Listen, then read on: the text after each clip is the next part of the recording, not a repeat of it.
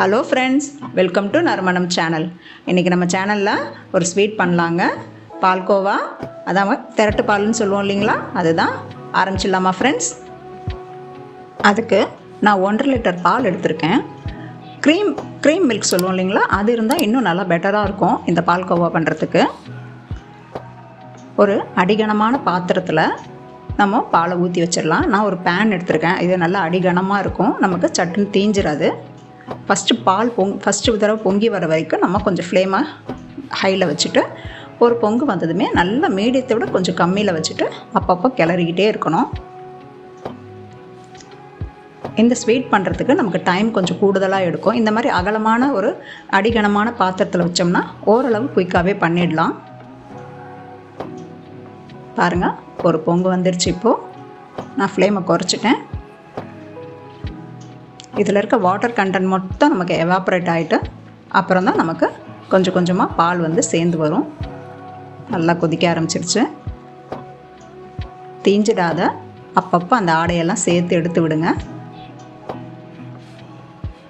இப்போ ஒரு 15 நிமிஷம் மேலே ஆயிடுச்சு. பாருங்கள் எப்படி ஆடை கட்டி வந்திருக்குன்னு. ஃப்ளேமை மட்டும் கவனமாக வச்சுக்கோங்க, குறைச்சி வச்சாதான் சரியாக இருக்கும். அப்பப்போ சைடில் ஒட்டிகிட்டு இருக்கிறதில் ஆடையெல்லாம் எடுத்து விடுங்க. இப்போ 1/2 அன் ஹவர் மேலே ஆயிடுச்சு. பாருங்கள், பாலோட அளவு எவ்வளோ குறைஞ்சிருக்குன்னு தெரியும்.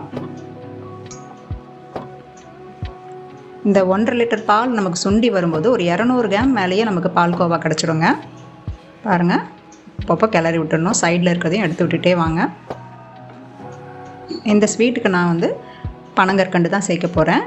உங்களுக்கு தெரியும், நம்ம சேனல் ரெகுலராக பார்க்குறவங்களுக்கு நான் வந்து சர்க்கரை சேர்க்கறது கிடையாது. 1/4 கப்புக்கும் கொஞ்சம் ஜாஸ்தியாக தான் இப்போ நான் எடுத்துக்க போகிறேன். அதுலேயும் தேவையில்லைன்னா கொஞ்சம் மீத்திடலாம், ஏன்னா பாலில் ஏற்கனவே நமக்கு கொஞ்சம் ஸ்வீட் இருக்கும். பாருங்கள், நல்லா எப்படி வந்திருக்குன்னு கலரிக்கிட்டே இருக்கணுங்க. கிட்டத்தட்ட இப்போ 3/4 மணி நேரம் மேலே ஆயிடுச்சு.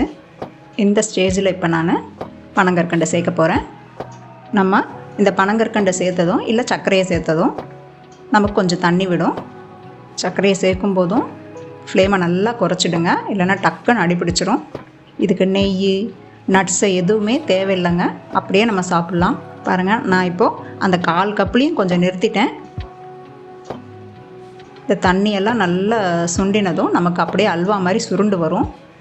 கொஞ்சோண்டு ஏலக்காய் பொடி ஒரு 1/4 ஸ்பூனுக்கு போட்டுக்கலாங்க. கொஞ்சம் டைம் எடுக்கும் தான், ஆனால் நல்ல டேஸ்ட்டாக இருக்கும். நம்ம வீட்டில் செஞ்சு சாப்பிட்றது ஹெல்த்தி கூட. வேறு எந்த இன்க்ரீடியன்ஸும் போடல நான். பாருங்கள், எப்படி சுருண்டு வந்துடுச்சு.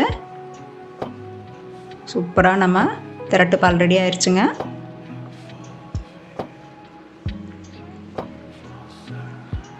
இப்போ நான் டெக்கரேஷன் பர்பஸ்க்காக தான் இந்த நட்ஸை இது பண்ணியிருக்கேன். ஃப்ரெண்ட்ஸ், நீங்களும் இந்த டிஷ்ஷை ட்ரை பண்ணி பாருங்கள். வரப்போகிற கோகுலாஷ்டமிக்கு இந்த ஸ்வீட்டை தயார் பண்ணி எல்லோரும் நைவேத்தியம் பண்ணுங்கள். இந்த வீடியோ பிடிச்சிருந்தா லைக் பண்ணுங்கள், கமெண்ட் பண்ணுங்கள், ஷேர் பண்ணுங்கள். மறக்காமல் எங்கள் நறுமணம் சேனலுக்கு சப்ஸ்கிரைப் பண்ணுங்கள். தேங்க்யூ ஃப்ரெண்ட்ஸ், தேங்க்யூ ஃபார் வாட்சிங்.